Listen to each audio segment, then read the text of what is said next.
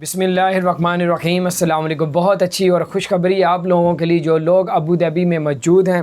Abu Dhabi نے بڑا اعلان کر دیا۔ ابو ظہبی کا اعلان ہے وہ یہ کہ ابو ظہبی نے کہا ہے کہ جتنے بھی ابو ظہبی میں سپورٹس جتنی بھی سپورٹس کے کلب تھے، سپورٹس کے جتنی بھی کلاسز ہوتی تھیں، جو کچھ بھی تھا سپورٹس کلوز کی ہوئی تھی، شروع نہیں کر سکتے تھے لوگ، تمام سپورٹس کو بھی، کھیلوں کو بھی اوپن کر دیا اور تمام انٹرٹینمنٹس کو بھی اوپن کر دیا۔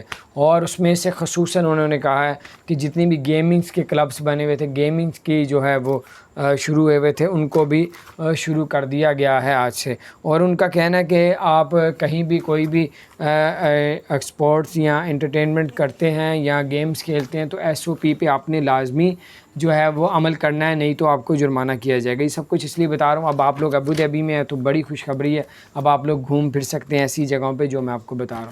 اپنا خیال رکھیں۔ اگر آپ نے ہمارے چینل کو سبسکرائب نہیں کیا ضرور سبسکرائب کر دیں، بیل آئیکن پریس کر دیں تاکہ